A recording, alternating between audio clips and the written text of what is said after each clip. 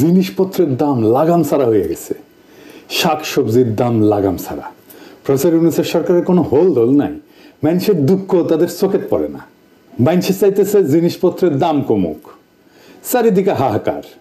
সরকার বাজার ইন্সপেকশন করে, এটা করে দাম কমে, ওদের কোনো আইডিয়াই নাই জিনিসপত্রের দাম বাড়ে কিভাবে।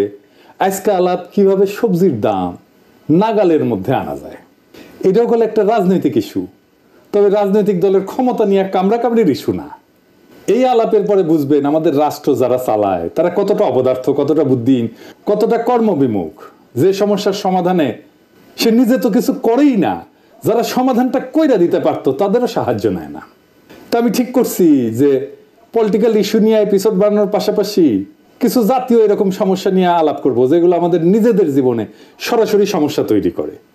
শুধু আলাপটা না, আমরা আলাপ করব কিভাবে এই সমস্যার সমাধান করা যায় সেটা নিয়েও।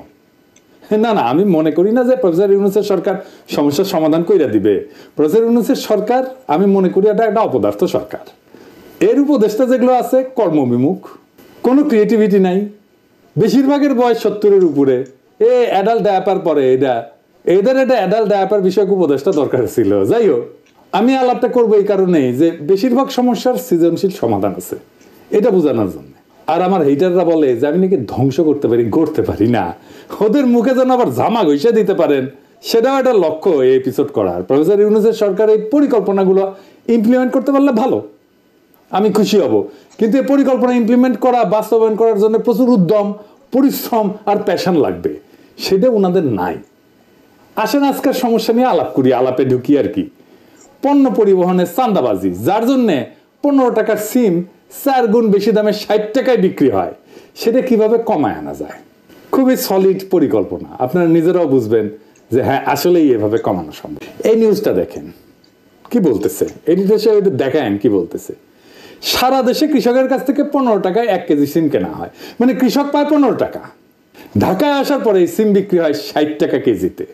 নিত্য পণ্যের এই অযৌক্তিক অস্বাভাবিক দাম বাড়ার পেছনে রয়েছে সড়ক মহাসড়কে অনিয়ন্ত্রিত চাঁদাবাজ চক্র। এছাড়া এর জন্য সিন্ডিকেটের দৌরাত্ম্য দায়ী। তো বলা হইতেছে বিভিন্ন এলাকায় অভিযান চালায় 8টা গ্রুপের চাঁদাবাজ চক্রের সক্রিয় 51 সদস্যকে গ্রেপ্তার করছে র‍্যাব 2 এবং 3। ওই সময় হাসিনা ছিল, এটা কিন্তু হাসিনার আমলের ঘটনা। এই সময় তাদের কাছ থেকে চাঁদা দেয় নগদ 1,12,306 টাকা, রশিদ, লেজার রশ্মির লাইট, 6টা জ্যাকেট, 4টা আইডি কার্ড এবং 41টা মোবাইল ফোন জব্দ করা হয়। দেখেন হাসিনা কইছে শক্ত হইতে হবে, আর শক্ত হইছে, কইলেই শক্ত হইয়া যায়। বাবা এলেম ছিল কিন্তু হাসিনার, বুঝছাও, হাসিনা কইতো আর শক্ত হইয়া যাইতো। বাহ, তো যাই হোক, এভাবে শক্ত হইয়া কি চাঁদাবাজি বন্ধ হইছে? হয় নাই, হবেও না। কারণ এইখানে একটা হিউজ অর্গানাইজেশন আছে। কি কি উদ্ধার করা হয় দেখেন, রশিদ, লেজার রশ্মির লাইট, 6টা জ্যাকেট, 4টা আইডি কার্ড, 41টা মোবাইল ফোন। একটা বিপুল জনগোষ্ঠী এই চাঁদাবাজির সাথে যুক্ত। পত্রিকাতেই বলছে যে গ্রেপ্তার ব্যক্তিরা তথাকথিত ইজারাদারদের নির্দেশে কয়েকটা গ্রুপে ভাগ হইয়া প্রত্যেক রাতে লাখ টাকা চাঁদা তোলে, তার বিনিময়ে 600 থেকে 700 টাকা মজুরি পায়। তাহলে এই চাঁদাবাজিতে একটা বিশাল আয় উপার্জন আছে। সেইটা আপনি শক্ত হইবেন, 2 দিন বন্ধ থাকবে, তারপর আবার শুরু হবে, সরাই দিবেন, আবার চালু হবে। এটা আপনি থামাইতে পারবেন না। এর তাইলে সমাধান কি? এর সমাধান আসলে কেউ করতে চায় নাই, তাই পারে নাই। ট্রেনে সবজি পরিবহন করবে, এটা পরিকল্পনা করেছিল প্রফেসর ইউনূসের সরকার।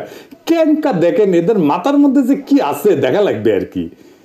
সবজি ট্রেনে প্রথম দিনে আয় হয়েছে 360 টাকা, লোকসান 9 লাখ টাকা। পরিকল্পনা করে, চিন্তা করেন কেনকা প্ল্যান করে এই বুড়া হাবড়া খাটাসগুলা, কেনকা প্ল্যান করে দেখেন। আগে আসেন দেখি, এই যে উত্তরবঙ্গের 15 টাকার সিম ঢাকায় কত দামে বিক্রি হওয়াটা ন্যায্য ছিল? উত্তরবঙ্গের একটা গ্রামে যদি সিমের দাম প্রত্যেক কেজি 15 টাকা হয়, তাইলে ঢাকায় ক্রেতার কাছে ন্যায্য মূল্যে বিক্রি করতে চাইলে কি কি খরচ বিবেচনা করতে? আমি খরচাগুলো নিছি সরকারের ট্রেনের সবজি সরবরাহের খরচা থেকে। পরিবহন খরচ, প্রত্যেক কেজি সবজি পরিবহনে 1 টাকা 30 পয়সা। তবে মাঠ থেকে স্টেশন এবং স্টেশন থেকে বাজার পর্যন্ত অতিরিক্ত পরিবহন খরচ এবং কুলি খরচ সহ পরিবহন ব্যয় প্রত্যেক কেজি 3 টাকা হইতে পারে। 2 নাম্বার সংরক্ষণ প্যাকেজিং খরচ। সংরক্ষণ এবং প্যাকেজিং এর জন্য 1 টাকা খরচ হইতে পারে 1 কেজিতে। বাজারে নিয়ে আসছে, এটা নিয়ে আসার খরচ আছে। যদি দোকানে বেচে তাহলে দোকান ভাড়া, কর্মচারী বেতন, বিদ্যুৎ বিল, এগুলো বিবেচনায় কেজি প্রতি 2 টাকা খরচ হইতে পারে। এই খরচগুলো যোগ করলে 15 সাথে 3 তার সাথে 1 তার সাথে 2 মিলে 21 টাকা। সাধারণত পাইকারি এবং খুচরা বিক্রেতারা মোট খরচের উপর একটা মুনাফা যোগ করে বিক্রি করে, তাই না? তো ধরা যাক মোট খরচের উপরে 20% মুনাফা যোগ করা হইলো, তাইলে 4 টাকা 20 পয়সা হয় আর কি, 21 টাকার 20%। তাইলে ন্যায্য খুচরা মূল্য হবে 21 টাকা প্লাস 4 টাকা 20 পয়সা, মানে 25 টাকা 20 পয়সা। তার মানে ঢাকায় ক্রেতার কাছে সিমের ন্যায্য খুচরা মূল্য প্রত্যেক কেজি 25 থেকে 26 টাকার মধ্যে হওয়া উচিত। এটা যদি 30 টাকাও হয় তাও এখনকার অর্ধেক দামে নেমে আসে কিন্তু দাম। এখন এই যে চান্দাবাজের সিন্ডিকেট, সে আসলে 15 টাকার 1 কেজি সিমে 34 থেকে 35 টাকা চান্দা নিচ্ছে, বিনা শ্রমের বিপুল আয়। আপনি এটা মাইরা বন্ধ করতে পারবেন? পারবেন না। জেলে নিয়ে বন্ধ করতে পারবেন? এত লোককে জেলে নেবেন কেমনে? জেলে নেবেন নতুন লোক এসে বসবে ওইখানে। এই টাকাই যায় পুলিশের কাছে, স্থানীয় রাজনৈতিক নেতার কাছে, র্যাবের কাছে, মস্তানের কাছে। এইটা একটা মাফিয়া সিন্ডিকেট। মাথায় রাখবেন, মাফিয়া সিন্ডিকেটের অপারেটিং কস্ট খুব হাই, এই জন্য নিষিদ্ধ মাদকের দাম বেশি হয়। তাইলে এর কোনো সমাধান নাই? আছে, দারুণ সমাধান আছে। কি সেইটা? আসেন দেখি। আপনি হিউজ চাঁদা তোলার অর্গানাইজেশন ওন করেন সরকারিভাবে, এইটা একটা রেগুলেশনের মধ্যে নিয়ে আসেন। এটা সরকারি ট্যাক্স কালেকশন অর্গানের মর্যাদা পেলে পুলিশকে, রাজনৈতিক নেতাকে, মস্তানকে চাঁদার ভাগ দিতে হবে না, সরকার রেভিনিউ পাবে, একটা শৃঙ্খলা আসবে। আইডিয়ালি শাকসবজির আভ্যন্তরীণ পরিবহনে ট্যাক্স দেওয়ার রীতি কোথাও নাই, কোনো দেশে নাই। কিন্তু কি করবেন, আমাদের দেশে একটা বিকট সিস্টেম দাঁড়ায় গেছে, আপনি ইনহেরিট করছেন। এটার একটা ইনোভেটিভ সলিউশনের মাধ্যমে তো রেগুলেশনের মধ্যে না আনলে আপনি তো এটা কোনোভাবে বন্ধ করতে পারবেন না, পারেন নাই, ইতিহাস সাক্ষী। তো কাজটা কিভাবে হবে আসেন সেটা একটু বুঝি। কারা কারা চাঁদা তোলে তাদের তালিকা পুলিশের কাছে অবশ্যই আছে, না থাকলে তালিকা করতে হবে, এদেরকে ডাকতে হবে, মানে নেতাদেরকে বলতে হবে ভয় নাই, ডর নাই, সরকার তোমাদেরকে সাহায্য করবে, এই কাজটাকে অফিসিয়াল করে দেবে, তোমরা সরকারি কাজের সহায়ক হিসেবে মর্যাদা পাবা, তোমাদের এই চাঁদা কালেক্ট করার সিস্টেম করে দেবো, ইলেকট্রনিক পেমেন্ট আর বারকোড প্রিন্টিং একই সাথে চলবে। পেমেন্ট নিবা, বারকোড দিয়ে সালার উপরে বসাই দিবা ধাম করে, পণ্যের ধরন আর ওজনের উপরে ট্যাক্স বা চাঁদা নেওয়া হবে। তারা ট্যাক্স কালেক্টরের পোশাক পরবে, যারা ট্যাক্স কালেক্ট করবে সরকারি পোশাক। চাঁদাবাজির সমস্যার প্রাতিষ্ঠানিক সমাধান হবে। এই সিস্টেমে ট্রাক বা গাড়ির রেজিস্ট্রেশন নাম্বারও স্ক্যান করা হবে, চালানের পরিমাণ অনুসারে একটা নির্দিষ্ট ফি নেওয়া হবে। পুরো প্রক্রিয়াটা ইলেকট্রনিক, স্বচ্ছ এবং ট্র্যাকেবল হবে। ইলেকট্রনিক রসিদ সিস্টেম যদি চালু হয় তাহলে অবৈধ চাঁদাবাজি এমনিতেই বন্ধ হয়ে যাবে। প্রাথমিকভাবে কয়েকটা গুরুত্বপূর্ণ রুটে, যেমন ধরেন উত্তরবঙ্গ থেকে ঢাকা বা চট্টগ্রাম, এই মডেল চালু করা যেতে পারে। পণ্য পরিবহনে কিউআর কোড বা বারকোড যুক্ত ট্যাক্স রসিদ ব্যবহার বাধ্যতামূলক করতে হবে। সরকারি ডেটা সিস্টেমে তাহলে প্রত্যেকটা পরিবহন এবং পণ্যের হিসাব স্বয়ংক্রিয়ভাবে অন্তর্ভুক্ত হয়ে যাবে।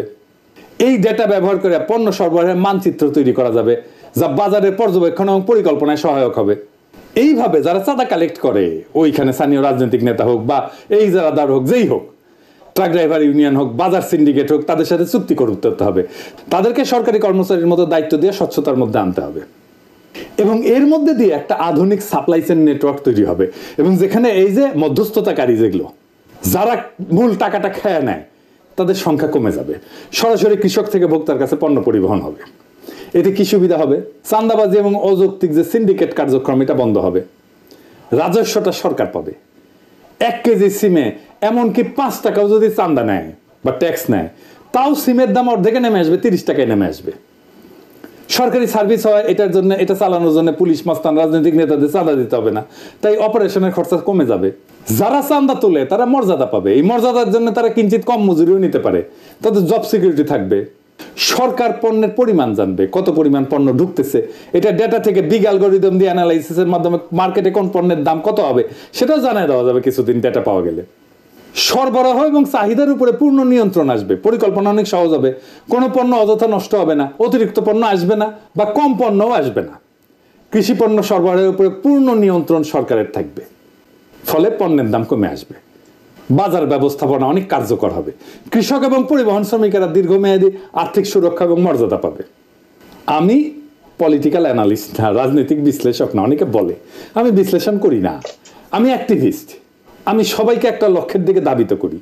আমি শুধু ভাঙতেই জানি না, আমি গড়তেও জানি। আপনারাই সাক্ষী, আমি অনেক পরিকল্পনা দিচ্ছি, অনেক সৃজনশীল পরিকল্পনা দিচ্ছি নানা ক্ষেত্রে, অনেক সৃজনশীলভাবে সমস্যার মূলে গিয়া গইরা দিতে জানি। এটাই আমার প্রফেশন, এটাই আমার পেশা।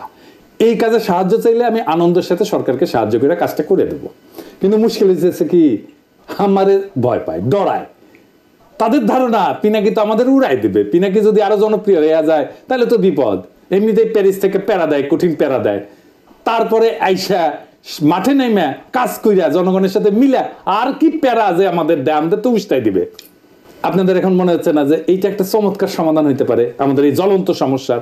আমি যদি এরকম পরিকল্পনা দিতে থাকি একের পর এক, তাহলে পাবলিক এমনিতেই বাম্বু দেবে সরকারকে অপদার্থ বইলা। আর সবচেয়ে বড় কথা, জাতি হিসাবে আত্মবিশ্বাসী হয়ে উঠবে। ধীরে ধীরে আমাদের তরুণ প্রজন্মরা জানবে কিভাবে পরিকল্পনা করতে হয়, আউট অফ দ্য বক্স, যে একটা সমস্যাকে সমাধান করে ফেলতে হয়। সমস্যাগুলোর সমাধান খুব জটিল না। এরপরে দেখবেন নিজেরাই এইভাবে সৃজনশীল সমাধান খুঁজে পাবে বেশিরভাগ সমস্যা। সেই দিন বাংলাদেশের সাধারণ মানুষ নিজের হাতে নিজের নির্ভরতার চাবি নেবে। আর সেই দিন আমার ছুটি। সেই দিন এই যে কোলাহল করি সারাদিন মান, কারো ধ্যান ভাঙিব না, নিশ্চল নিশ্চুপ আপনার মনে পুরিব একাকী গন্ধবিদুর ধূপ, আপনাদের সুখের সংসারে গ্যাঞ্জাম বাধাইতে আসবো না। আমার নাম দিছে বিএনপির লোকেরা আমি নাকি গ্যাঞ্জাম ভট্টাচার্য, আমি খালি গ্যাঞ্জাম করি। তবে আমি বাঙ্গু এলিটদের কাছে মূর্তিমান আপদ হিসেবে বিবেচিত হইলেও বাংলাদেশের সাধারণ মানুষ আমার কথা মনে রাখবে অনেকদিন। ওইটাই আমার বিজয়, ওইটাই বাংলাদেশের সাধারণ আম জনতার বিজয়, ওইটাই বাংলাদেশের দরিদ্র মানুষের বিজয়, যাদের বিজয় বাঙ্গু এলিটেরা ছিনাই নিছে বারে বারে। ওরা একদিন ঠিকই নিজের বিজয়কে নিজেই রক্ষা করতে পারবে। সেই দিন আমাদের মুক্তি। ইনকিলাব জিন্দাবাদ।